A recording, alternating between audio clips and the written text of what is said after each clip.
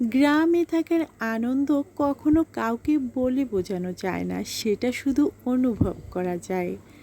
আজকে চলে আসলাম পুকুর পাড়ে। পুকুর পাড়ে এখানে কাঁচা আমের ভর্তা তৈরি করার জন্য কিছু আম পেড়ে নিচ্ছি। আমগুলি পড়ল পুকুরে, এক এক করে কুড়িয়ে নিচ্ছি। এই আমগুলিকে নিয়ে সোজা চলে যাব জমির পাশে। আমাদের বাড়িটি অবশ্য জমির পাশে, সেজন্য সুন্দর পরিবেশে বসে আমের ভর্তাটা বানাবো আর সেটাকে খাবো সবাই মিলে। এই যে দেখতে পারছেন পুকুর পাড়ে বসে পড়লাম বটি নিয়ে, এখানে আমগুলিকে ছিলে নিচ্ছি। চারদিকে সুন্দর পরিবেশ দেখতে ভীষণ ভালো লাগছে। খুব সুন্দর বাতাস আর পাখির গুনগুন শব্দ। অন্যদিকে সূর্যটা ডুববে ডুববে ভাব। বিকেলবেলায় এই ভর্তাটি তৈরি করেছিলাম। এখানে দেখতে পারছেন ভর্তাটাকে কিভাবে তৈরি করে নিচ্ছি। ইস, দেখেই না ভীষণ লোভ জাগছে।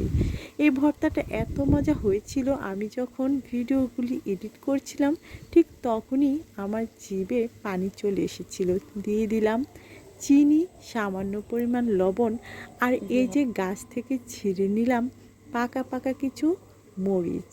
নিজের গাছ থেকে সমস্ত কিছু পেড়ে ভর্তা তৈরি করব, মজা হবে না? অবশ্যই সেটি মজা হতে বাধ্য। এই যে দেখতে পারছেন সুন্দর খোলামেলা পরিবেশে নিয়ে আসলাম আমের ভর্তাগুলি তৈরি করার জন্য।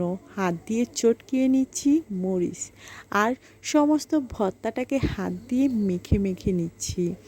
আহ, এত সুন্দর ফ্লেভার বের হচ্ছিল যা বলে বোঝাতে পারবো না। আর আমের ভর্তা যারা খেয়েছেন, নতুন করে তো বলার কিছুই নেই যে আমের ভর্তা কতখানি মজার হয়। এই যে দেখতে পারছেন এক বাটি তুলে রাখলাম খাওয়ার পর। ধন্যবাদ সবাইকে।